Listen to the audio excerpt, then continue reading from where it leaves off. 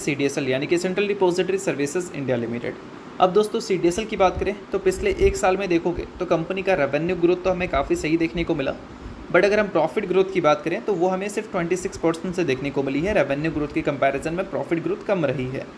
अब इसका सबसे बड़ा रीज़न है कंपनी के मार्जिन्स का श्रिंक होना। अगर 2025 के फाइनेंशियल ईयर के ऑपरेटिंग प्रॉफिट मार्जिन्स को अगर हम देखें तो वो देखने को कितना मिलता है 58%, और वही 2024 में कितना था 60%। अब मार्जिन कैसे श्रिंक हुआ भाई? तो देखो, ये कंपनी का जो रेवेन्यू सोर्स है वो ट्रांजैक्शन चार्जेस से कंपनी रेवेन्यू जनरेट करती है। तो जो ट्रांजैक्शन चार्जेस का कॉस्ट कंपनी का पहले हुआ करता था उसको कंपनी ने 25 पैसे से कम किया है। इससे कंपनी ने उम्मीद किया था कि ज़्यादा लोग ट्रांजैक्शन करेंगे, जिसका मतलब अल्टीमेटली वॉल्यूम्स इंक्रीज़ होंगे और कंपनी के रेवेन्यू इंक्रीज़ होंगे, जिससे प्रॉफिट भी इंक्रीज़ हो सकती है।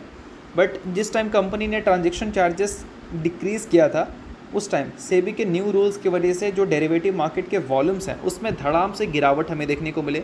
उसके बाद स्टॉक मार्केट की परफॉर्मेंस भी ख़राब देखने को मिली। तो अल्टीमेटली मल्टीपल रीजंस की वजह से कंपनी का लास्ट 2 क्वार्टर के जो रिजल्ट है वो रेवेन्यू के हिसाब से भी ख़राब दिखे, मार्जिन्स के हिसाब से भी हमें ख़राब देखने को मिले और प्रॉफिट्स के हिसाब से भी ख़राब देखने को मिले।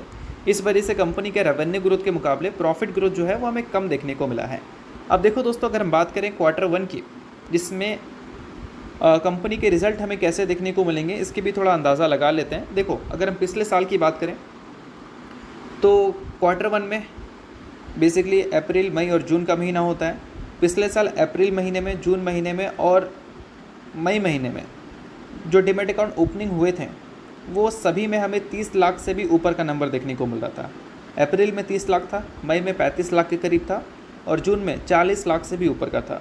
बट इस बार अगर हम Q1 की बात करें यानी कि अप्रैल महीने के डीमैट अकाउंट के नंबर्स के बारे में, तो वो लगभग 20-22 लाख था। मई में भी सेम चीज़ देखने को मिली और जून का डेटा आना बाकी है। तो अगर ईयर ऑन ईयर बेसिस पे देखें तो पिछले साल जितना डीमैट अकाउंट ओपन हुए थे उसके कंपैरिजन में इस बार हमें कम देखने को मिले हैं। इसका मतलब कहीं ना कहीं मार्केट एक काफ़ी बड़ा सरदर्द वापस से CDSL के लिए रह सकता है Q1 में भी। तो इसका मतलब ये है कि ईयर ऑन ईयर बेसिस पर अगर हम रेवेन्यू ग्रोथ की बात करें तो वंस अगेन हो सकता है कि हमें कंपनी डिसअपॉइंट ही करती हुई दिख जाए।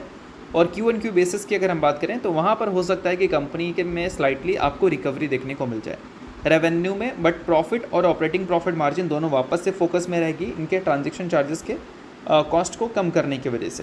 तो इस चीज़ पे ध्यान देना अगर आप CDSL के इन्वेस्टर हैं। बाकी इसको रिकमेंडेशन की तरह मत लेना।